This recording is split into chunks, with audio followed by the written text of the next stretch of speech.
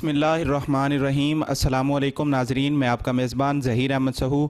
आज हम defence phase 1 में मौजूद हैं। हमारे साथ सैयद उमैर अख्तर, आप चीफ़ एग्जेक्टिव हैं Syed real estate and builders के। इनसे आज हम डिफेंस के मसाइल के हवाले से बात कर लेते हैं। अस्सलाम वालेकुम सर, हमारे नाजरीन को आगाह कीजिए कि DHA के क्या मसाइल हैं। वालेकुम सलाम। बिस्मिल्लाहिर्रहमानिर्रहीम।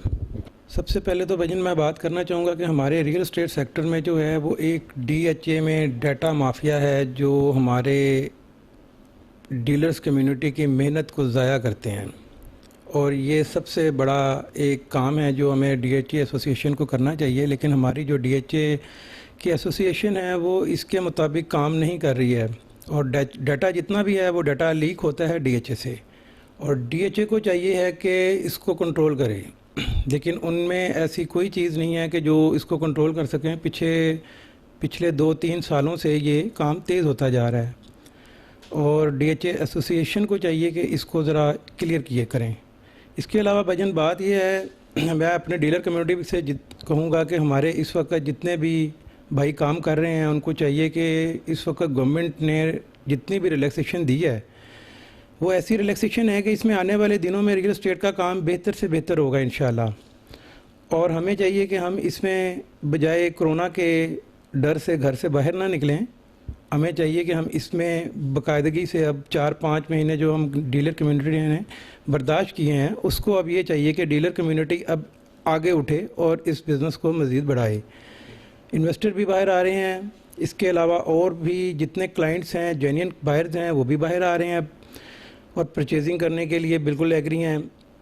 इसके अलावा गवर्नमेंट ने मज़ीद रिलैक्सेशन देने का दिसंबर के बाद का वादा तो किया है, देखें वो देते हैं कि नहीं देते हैं। लेकिन हमारी उम्मीद है कि गवर्नमेंट हमें यहाँ तक रिलैक्सेशन देगी कि 1 साल और भी अगर ये दे दें तो बेहतर है।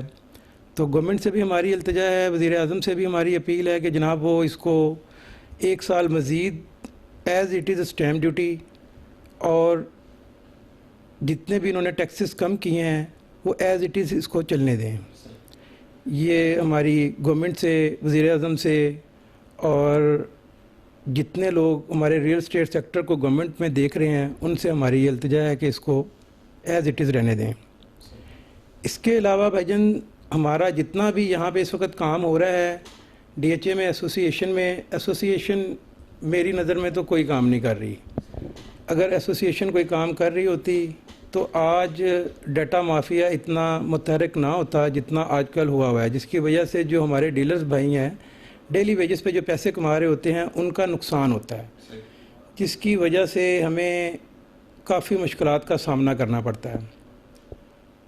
तो इसके अलावा भाईजान एक तो DHA में जितने भी लोग काम करते हैं वो सिंसियरिटी से काम करें ताकि लोगों को उनसे फ़ायदा हो सके, उनसे नुकसान ना हो। आप एसोसिएशन जो आप एतमाद पे बुरा नहीं उतरी है, उस वाले से आपने कोई लाया अमल बनाया हुआ है कि इसका मुतबादल कौन होना चाहिए जो ग्रुप डीलर्स के काम आ सके? सर अभी तक तो मैंने पिछले 11 साल से मुझे माशाल्लाह इस फील्ड में हो गए हैं, लेकिन मैंने अभी तक ऐसा कोई बंदा नहीं देखा जिसने डीलर कम्युनिटी के लिए कोई ऐसा इकदाम उठाया हो कि जिससे हमें बेनिफिट्स हों। डीलर एसोसिएशन जो है वो सिर्फ एक सेल्फी ग्रुप बन के रह गया है, इसके अलावा उनके पास कोई मेजर काम नहीं है। अगर उनके पास काम होता तो वो कम से कम इस डाटा माफिया को ही रोक लेते। और जहाँ तक मुझे लगता है ये डाटा माफिया मुतहरक इसलिए है कि जहाँ तक मेरा ख्याल है मुझे लगता है कि इसमें DHA एसोसिएशन भी इन्वॉल्व है। अगर एसोसिएशन इन्वॉल्व ना हो तो DHA में कम से कम जो है वो DHA के जो DHA ऑफिस है वहाँ से ही डाटा लीक होता है। DHA के ब्रिगेडियर्स को, कर्नल्स को देखना चाहिए कि ये वहाँ से डाटा लीक क्यों हो रहा है। आखिर वहाँ से ये डाटा लीक होता है तो हम तक पहुँचता है, हम जैसे भाइयों के पास पहुँचता है जो इस पर डाटा मार के और लोगों को जो है वो उनके प्लॉट से और उनकी मेहनत से महरूम कर देते हैं। और इसको देखने के लिए DHA एसोसिएशन को चाहिए, DHA के ऑफिस को चाहिए, DHA के सोसाइटी ऑफिस को चाहिए कि वहाँ से डाटा लीक क्यों होता है। तो मेरी तो ये इल्तिजा है DHA एसोसिएशन से और DHA सोसाइटी ऑफिस से कि ये लोग जो डाटा बेचते हैं ये इनको पकड़ें और इनसे पूछें कि ये आप डाटा कैसे बेच रहे हैं और क्यों बेचते हैं ये डाटा। और ये काम सिर्फ DHA के ऑफिस के अंदर ही हो सकता है बस। ये डाटा लीक होने की वजह क्या है? कैसे कैसे लीक, कौन लीक करता है, कैसे हो जाता है? डाटा सर लीक होता है DHA सोसाइटी ऑफिस से। सारा रिकॉर्ड सोसाइटी ऑफिस में होता है। सोसाइटी ऑफिस से अगर डाटा लीक ही ना हो तो डाटा बाहर आ ही नहीं सकता। इसमें 99.99% जो गिल्ट नज़र आते हैं हमें वो DHA सोसाइटी ऑफिस वाले नज़र आते हैं, क्योंकि उनके ही स्टाफ ने बाहर डाटा बेचा ये। और नॉर्मल पर्सन तो इसको, कॉमन पर्सन इसको जो है वो डाटे को यूज़ भी नहीं कर सकता। तो DHA को चाहिए, DHA एसोसिएशन को चाहिए कि इस डाटा माफिया को कंट्रोल करें। अच्छा, हुकूमत की तरफ से गेन टैक्स का दुरानिया जो है वो 8 से काम करके वो 4 साल का किया गया है, और स्टाम्प ड्यूटी भी 1% की गई है। उस वाले से बताएं कि उसके क्या बेनिफिट आएंगे?